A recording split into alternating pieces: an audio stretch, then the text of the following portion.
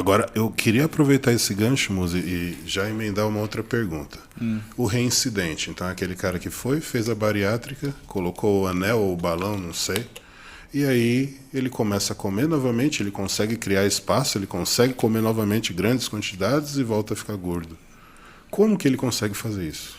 Ele consegue porque, na verdade, quando você muda, demora muito tempo para você fazer uma modificação daquilo que é a fisiologia da pessoa. Né? E assim, uma pessoa que já teve uma condição metabólica prévia não saudável, ela tem uma facilidade para fazer aquilo. Eu vou te dar um exemplo. O pâncreas, ele é um órgão muito especial. A gente tem dois tipos de célula básica que estão no pâncreas e que estão fazendo o nosso equilíbrio da glicemia. Células alfa e células beta. As células alfa, elas produzem glucagon e fazem com que a nossa glicemia aumente porque ele estimula o que é a quebra de glicogênio, principalmente hepático. Então isso mantém a nossa glicemia no nível mínimo necessário.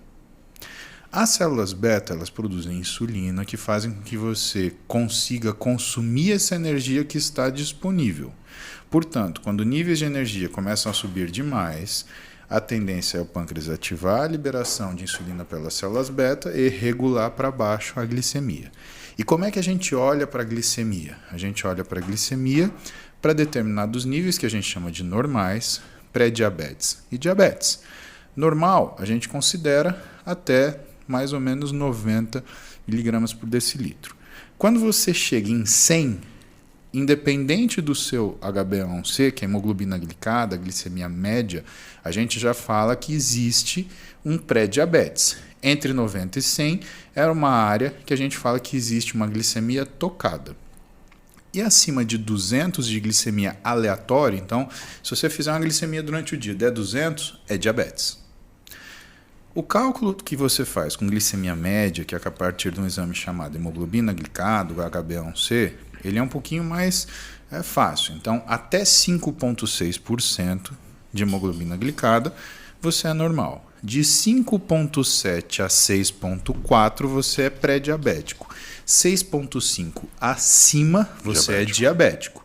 E um paciente que tem diabetes tipo 1 ou diabetes tipo 2, você diz que abaixo de 7,5 é um bom controle do diabetes. Tá? Então, esses números, só para você saber que tem classificação nisso.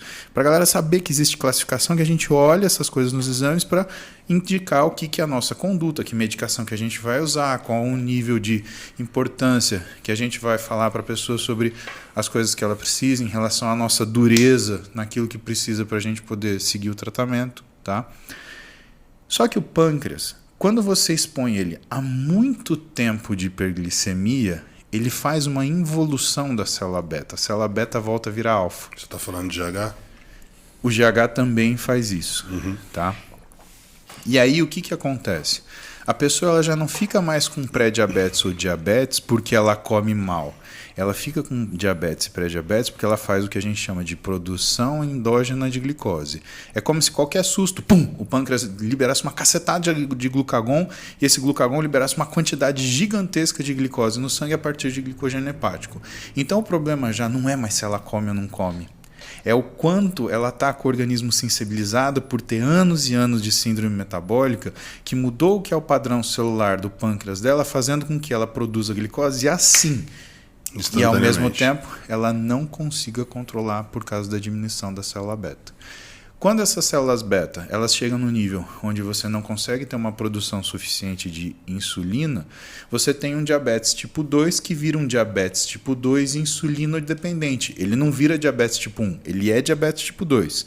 Mas ele é um diabetes tipo 2 insulino dependente. Por quê? Porque ele entra no caso de insulinopenia igual uma pessoa que tem um diabetes, por exemplo, autoimune, que na juventude desenvolveu as células betas ficaram preguiçosas e pararam de funcionar. Ou foram destruídas. Né? Você tem diabetes autoimune também, que você destrói a célula beta.